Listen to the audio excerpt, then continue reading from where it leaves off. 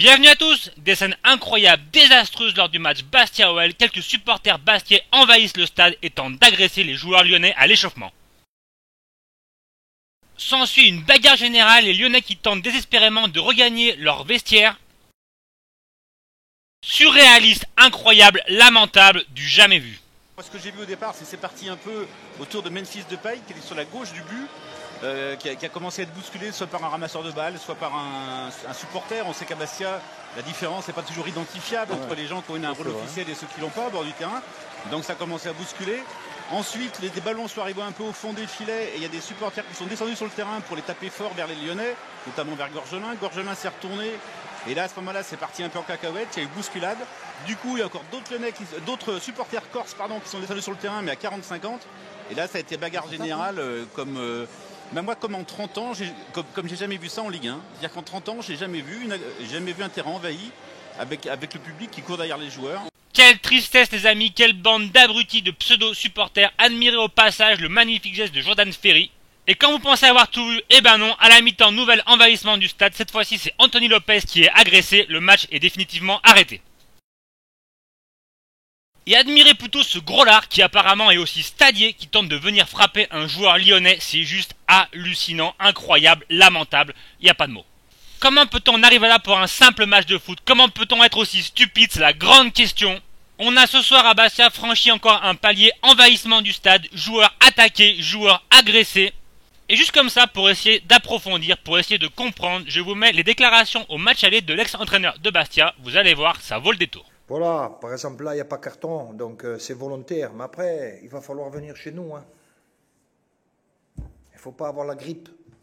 Quand tu vas venir à Bastia, il ne faut pas avoir la grippe, ni la gastro. Parce que ça va se régler comme d'habitude, comme des hommes, comme des Corses. Voilà. Merci. Bonsoir. Je ne suis pas en colère, monsieur. Le jour où vous allez me voir en colère, vous allez voir. Et voilà, faut pas aller chercher les Corses, hein. Mais quelle grosse bande d'abrutis qui vont pénaliser tout leur club puisque Bastia forcément va être sanctionné. Dites-moi ce que vous en pensez. À quelle sanction peut-on s'attendre? Peut-être une relégation en Ligue 2. Bastia qui déjà vivait une situation très compliquée. Est-ce qu'il fallait jouer ce match? Moi je pars du principe quand il se passe de tels événements aussi violents d'une certaine manière et qui auraient pu être très dangereux pour la sécurité des joueurs, je pense qu'il ne fallait pas jouer le match.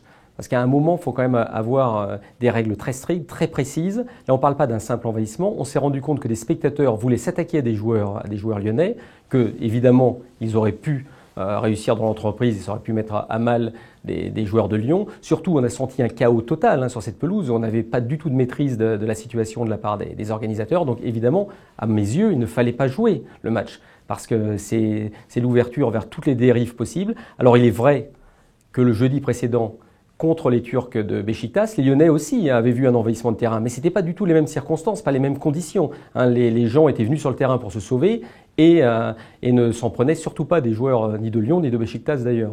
Donc on a déjà vu aussi des matchs qui se sont déroulés après des événements gravissimes. Je pense malheureusement à ce qui s'est passé au Ezel évidemment, mais là les conditions étaient très très particulières et la police, les autorités en charge de l'événement avaient décidé de faire disputer le match parce qu'ils avaient peur évidemment qu'en sortant du stade il y ait des événements beaucoup plus graves. Donc là c'était des choses un petit peu plus graves évidemment et qui nécessitaient une prise de décision importante et qui allait peut-être pas dans le sens de l'éthique sportive, mais qui allait plutôt dans le sens d'une volonté d'apaisement dans des circonstances et des conditions très très particulières. Là, à Bastia, on a l'impression quand même qu'à un moment on pouvait prendre la décision de se dire on ne peut plus accepter ça. Il n'est pas tolérable de laisser des joueurs dans de telles conditions disputer un tel match. Maintenant, je mettrai un petit bémol parce que je ne connais pas exactement les circonstances dans lesquelles c'est passé et surtout ce qui a pu se passer autour du stade. Et peut-être que le préfet de police, qui est aussi décideur, j'imagine, dans ces conditions-là, peut-être que les dirigeants de Bastia, peut-être avaient d'autres éléments et qui faisaient dire qu'à un moment valait mieux jouer le match plutôt que d'avoir des soucis supplémentaires à la sortie du stade. C'est une possibilité. Sinon, sur le plan purement sportif et d'éthique morale, j'allais dire, non, on ne joue pas un match. Il faut donner, et puis j'allais dire plus loin, il faut donner match gagné à l'équipe adverse, c'est-à-dire aux Lyonnais, car on ne peut pas laisser se disputer un match dans de telles conditions. Alors, à qui la faute? Je vous laisse me dire ce que vous en pensez dans les commentaires. Courage aux Lyonnais pour le retour et courage aux vrais supporters bastiais, bien sûr qu'il y en a. On se laisse là-dessus, on se dit à bientôt. Merci d'avoir regardé la vidéo, j'espère qu'elle vous aura plu. Pensez à liker, à vous abonner ou à commenter. À bientôt, ciao! Qu'est-ce qu'ils font sur la pelouse? Comment c'est possible de laisser des supporters sur la pelouse au moment de l'échauffement? Même le rôle des stadiers dans le premier incident, les stadiers laissent passer les supporters. Donc c'est bien ça, c'est volontaire. Je vais résumer de façon très succincte mon opinion. Bastia, stop. Ça suffit. On a eu à la première journée Lucas qui a pris un bâton sur la tête ou sur l'épaule, peu importe. On a eu les cris de singe à Balotelli.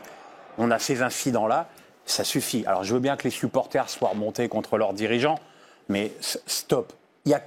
Et qu'on n'arrête pas de nous dire « Ouais, mais vous dites ça parce que ça se passe à Bastia. » Ça se passe, on ne voit ça qu'à Bastia.